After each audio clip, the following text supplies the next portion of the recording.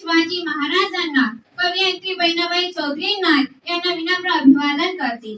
देश का लोकतंत्र का महाउत्सव है चुनाव, राष्ट्र की नई दिशा तय करता है चुनाव। देश के लोकतंत्र का महाउत्सव है चुनाव, राष्ट्र की नई दिशा तय करता है चुनाव। फिर सदन में क्यों है चुनाव में अलगाव, क्यों न हम मजबूत शासन के लिए लाए ये बदलाव। जब तक अखंड भारत है क्यों न बने एक राष्ट्र एक चुनाव। उपस्थित मान्यवर व या देशाच्या विकासासाठी योगदान देणारे तरुण वर्ग, मी नेहा मिर्झा एफाजवी, कला वाणिज्य विज्ञान महाविद्यालयाची विद्यार्थिनी। एक देश एक निवडणूक याबद्दल माझे मनोगत व्यक्त करत आहे। सर्वात प्रथम मी आभार मानते आपल्या देशाच्या पंतप्रधान नरेंद्र मोदीजींचे, त्यांनी आपल्या देशात एक देश एक निवडणूक हे लागू करण्याचे ठरवले। स्वामी विवेकानंदांनी म्हटले होते, उठो जागो तब तक के ना रुको जब तक कि अपना लक्ष्य पूरा न हो जाए। आपले लक्ष्य हे एकच आहे, एक देश एक निवडणूक, आणि त्यासाठी आपण सर्वांनी पुढे यावे पाहिजे।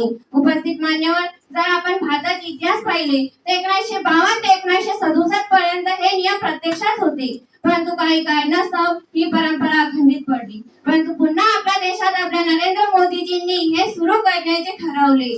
आपल्या सर्वांना मी हे सांगते, जब तक कि नरेंद्र मोदी जी का हमें नेतृत्व रहेगा तब तक के भारत को महासत्ता बनने से कोई नहीं रोक सकता।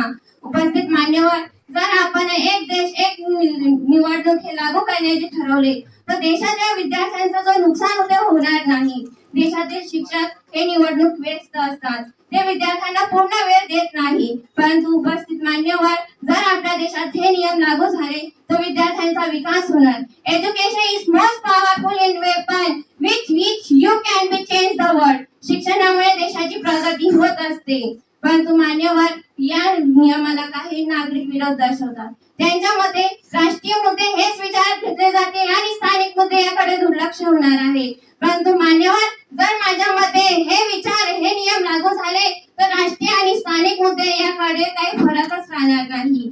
एक देश एक निवडणूक हा फक्त एक चर्चेचा विषय नाही, तर हे आपल्या देशाची एक आवश्यकता आहे।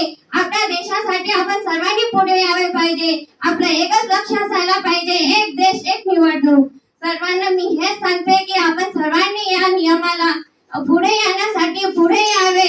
तसेच मी आपल्या देशातील नरेंद्र मोदीजी यांना या विकासाचा लोळपुरुष समजतो की त्यांनी आपल्या देशात हे नियम लागू करण्याचे ठरवले। व सर्वांना मी हे सांगते, सबका साथ सबका विकास यही हमारी आशा है, इसलिए हम सभी को इस देश के विकास लिए पुढे आना है। धन्यवाद। जय हिंद, जय महाराष्ट्र, वंदे मातरम।